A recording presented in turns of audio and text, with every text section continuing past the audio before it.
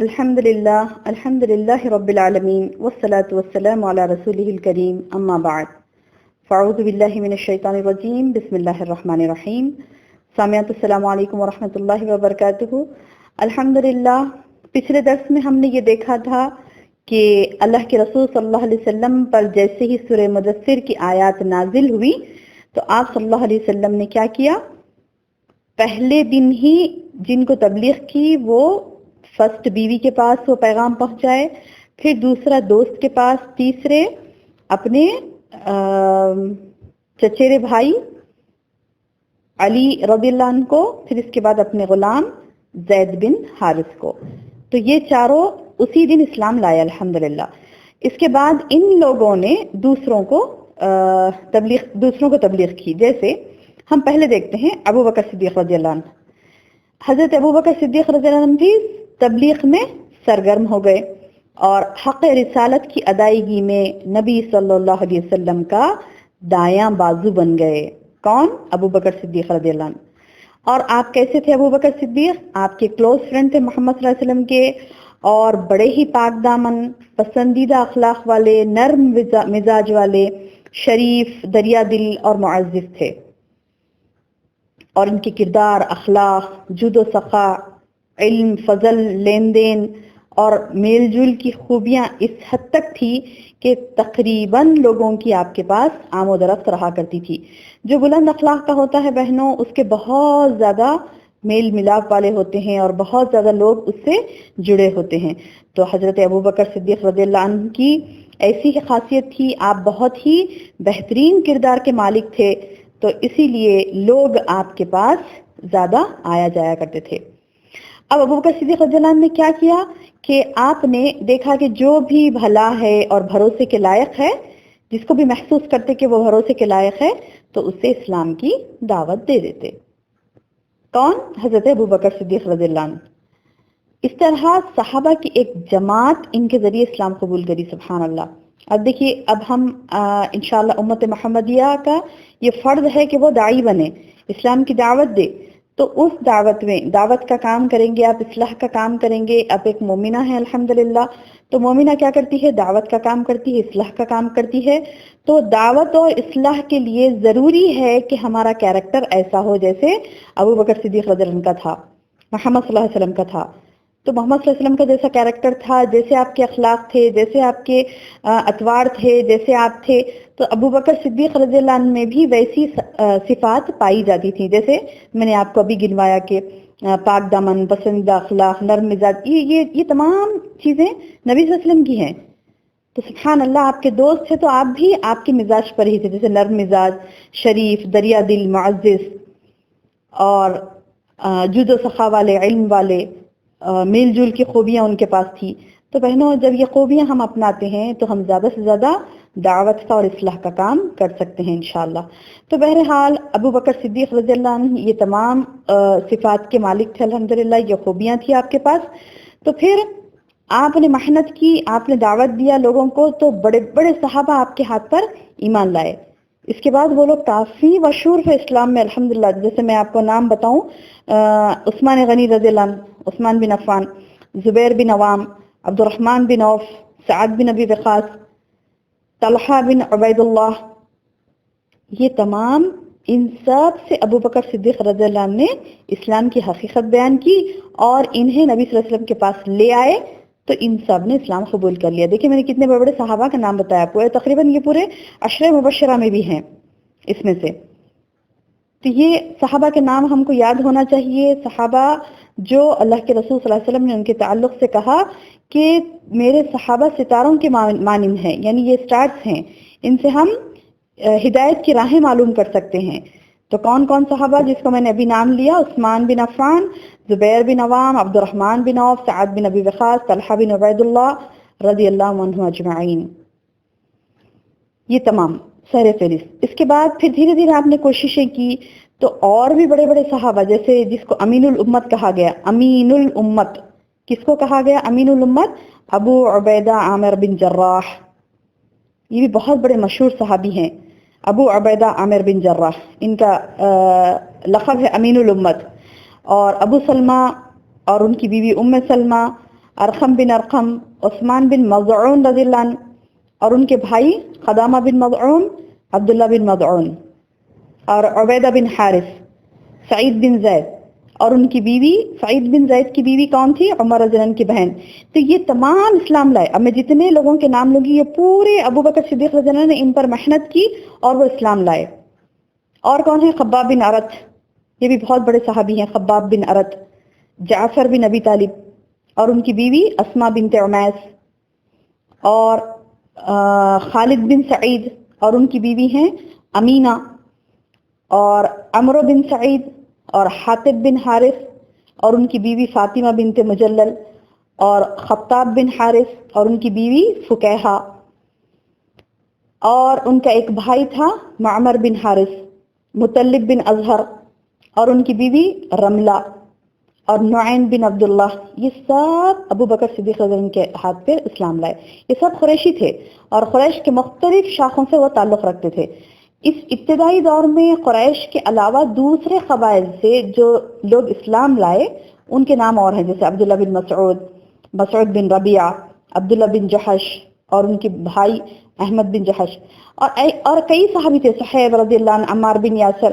تو یہ اور ان عمار بن یاسر کے تو پوری خاندان، ان کے والد یاسر اور والدہ سمیہ اور عامر بن فحیرہ، تو یہ تمام صحابی اسلام قبول کرے. تو ایسے ہوا کہ یہ قریش کے مختلف قبائل سے تھے، تو پھر یہ لوگ اپنے اپنے قبیلے میں پھر دعوت دیے. تو سبحان اللہ. اور یہ دعوت کا کام چھپ کے چل رہا تھا، یعنی کھلم کھلا علانیہ نہیں ہو رہا تھا.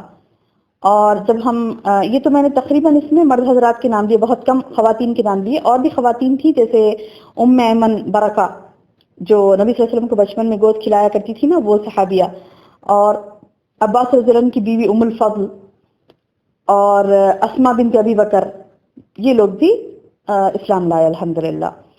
اور یہ لوگ اور ان کے ساتھ مزید جو بھی لوگ اسلام لائے، ان تمام صحابہ کو سابقین اولین کہا جاتا ہے، اور خدیم الاسلام یا سابقین اولین بھی کہا جاتا ہے. اب بہرحال یہ تقریباً ان کی تعداد جو تھی وہ تاریخ میں آتا ہے کہ 130 تک پہنچ گئی تھی. ان کی تعداد 130 تک، یعنی چھپا ہوا اسلام جو ابھی اعلانیہ کھلا نہیں تبلیغ ہوئی تھی، بس اندرونی جو تبلیغ ہوئی تھی مکہ میں، تو تقریباً 130 صحابہ اسلام قبول کر لیے تھے ابھی اندرونی طور پہ. سبحان اللہ. یعنی اتنا زیادہ انہوں نے محنت کی اندر سے، اور صحابہ بھی اتنا رسپانس کیا، اور تقریباً 130 لوگ اسلام قبول کر لیے الحمدللہ. اس کے بعد دھیرے دھیرے ان کی ایمان، عبادات اور ان کی یعنی ایمان کی عبادت کی تربیت ہوئی، کہ جیسے اوپر بیان ہوا کہ سورہ مدثر کی ابتدائی آیات کے بعد وحی پے در پہ آنے لگی.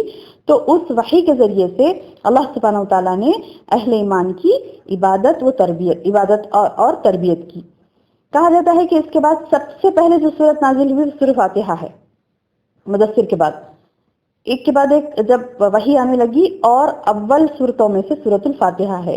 کیوں؟ اس میں اہل ایمان کو اللہ سبحانہ تعالیٰ نے حمد، دعا کا طریقہ بتایا، اور اللہ کی ہستی کی چند صفات اللہ تعالیٰ نے بیان کی، اور اس کا ٹھیک ٹھیک تصور دیا اللہ سبحانہ تعالیٰ کہ اللہ تعالیٰ کون ہے. اور یہ بھی سمجھا دیا اللہ نے اس میں کہ دنیا میں اچھے یا برے کام کرو گے تو ٹھیک ویسا ہی نتیجہ اور بدلہ پاؤ گے، اور اگر برے کام کریں گے تو اس کا ویسا ہی سزا پاؤ گے. اس کے علاوہ کامیابی اور سعادت کا راستہ کیا ہے اس کی پہچان بتائی گئی اس میں، اور دین حق کا سارا ماحصل، یعنی اس صورت کے چند سادے بول ہیں اس صورت کے، یعنی چھوٹی سی جامع پیاری صورت ہے سورۃ الفاتحہ.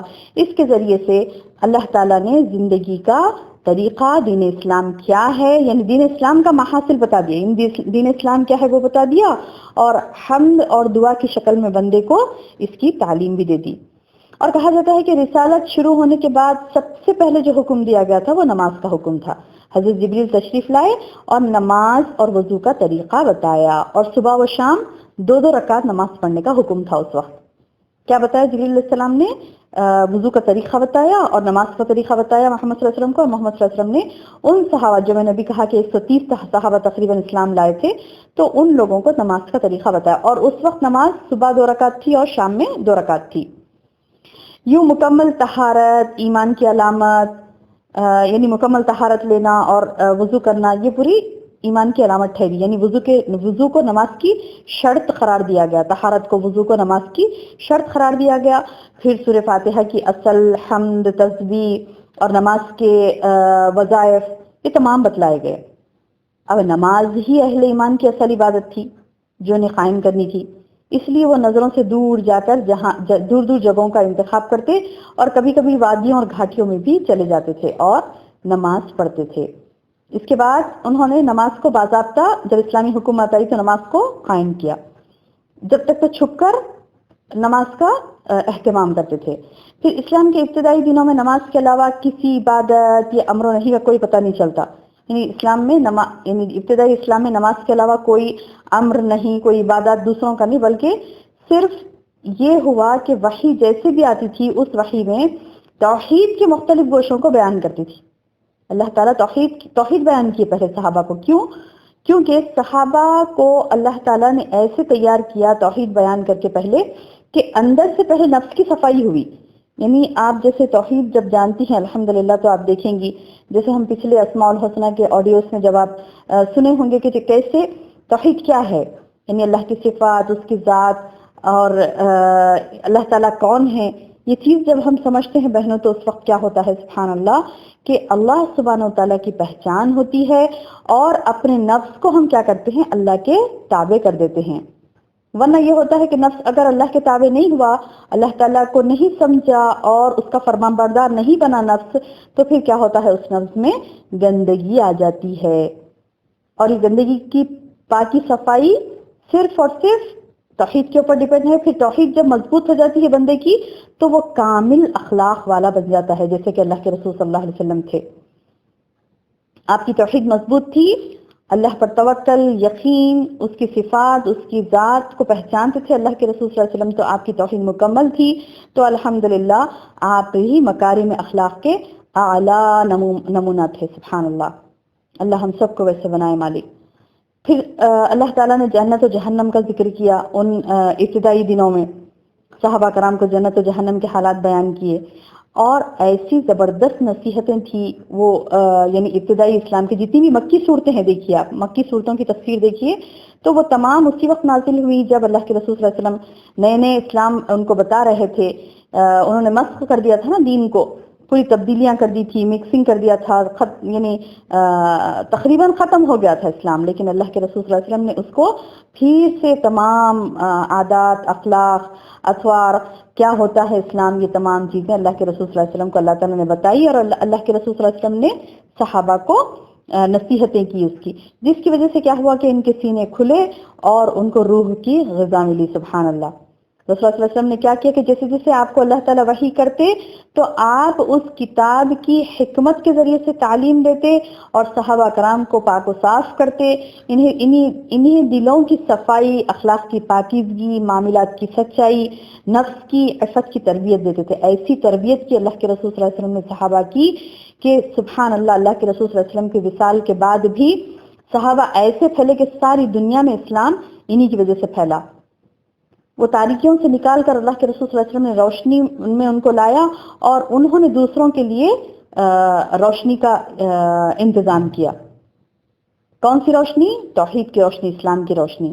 پھر صحیح راستہ بتاتے تھے اللہ کے رسول صلی اللہ علیہ وسلم ان کو، اور دین کو مضبوط پکڑنے کے لیے کہتے اور اللہ کی رسی کو مضبوط تھامنے کے لیے کہتے اور معاملات میں ثابت قدم رہنے کی تلقین فرماتے تھے. بہرحال یوں 3 برس گزر گئے اور صرف افراد کو دعوت دی جاتی رہی، مجلسوں اور محفلوں میں کہیں علانیہ تبلیغ نہیں ہوئی. لیکن قریش کو اس کا علم ہو گیا تھا کہ اندر کچھ ہو رہا ہے، لیکن انہوں نے کیا کیا، اس پر کوئی دھیان نہیں دیا بلکہ لائٹ لیا اس کو، لیکن اندر اندر یہ کام ہو رہا تھا. اور ادھر نبی صلی اللہ علیہ وسلم نے بھی ان کے دین میں کوئی تعرض نہیں کیا، ان کے معبودوں کے خلاف کھلم کھلا کبھی کچھ نہیں بولے تھے. تو یہ تمام 3 برس تک یہ عرصہ گزرا. تو یہ ان 3 برس میں اللہ کے رسول صلی اللہ علیہ وسلم نے چھپ کر تبلیغ کی اور یہ حالات جو میں نے ابھی بتائے وہ حالات تھے اس وقت مکے کے، اور اللہ تعالیٰ نے ان کو ایسی تربیت کی تھی جیسے میں نے ابھی بتایا چند پوائنٹس.